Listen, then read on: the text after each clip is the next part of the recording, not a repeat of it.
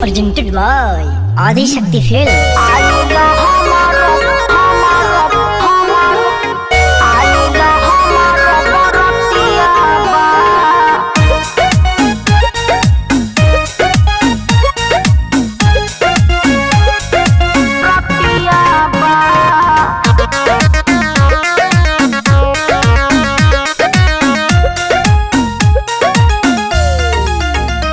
आज रात भर तोहे नाही छोड़म हो रानी, एक भर तोहरे के कोड़म हो।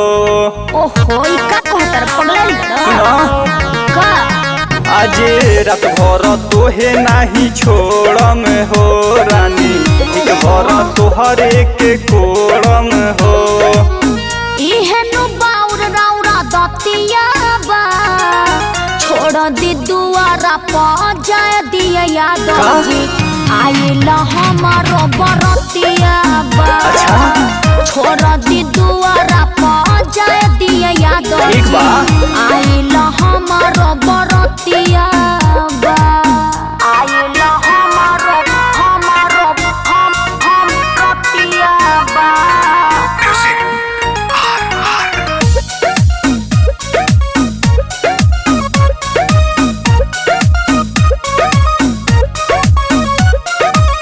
ढेर जदी देर होई त हो जाई बवाल जी, हाथ जोड़तानी बाटे इज्जत के सवाल जी।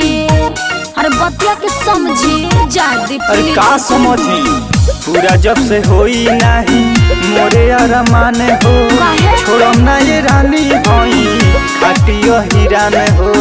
डर थर कापत मोरे छतिया बा छोड़ दी दुआरा पा जाए दिया याद जी आइला हमारो बरतिया बा। अच्छा छोड़ दी दुआरा पा जाए दिया याद ठीक बा।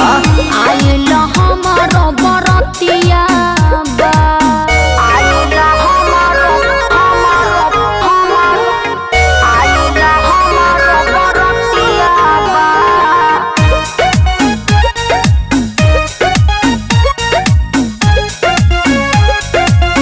आइला हमारो आइला हमारो बरतिया बा।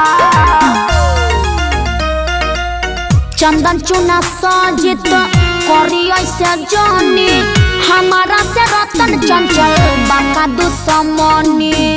अरे काहे कैसे कैले बानी अरे बाप। अरे तो का करे प्यार के निशानी देले बाई जे बधाई का? हई जदू बंसी ले हम तोह से सधाई।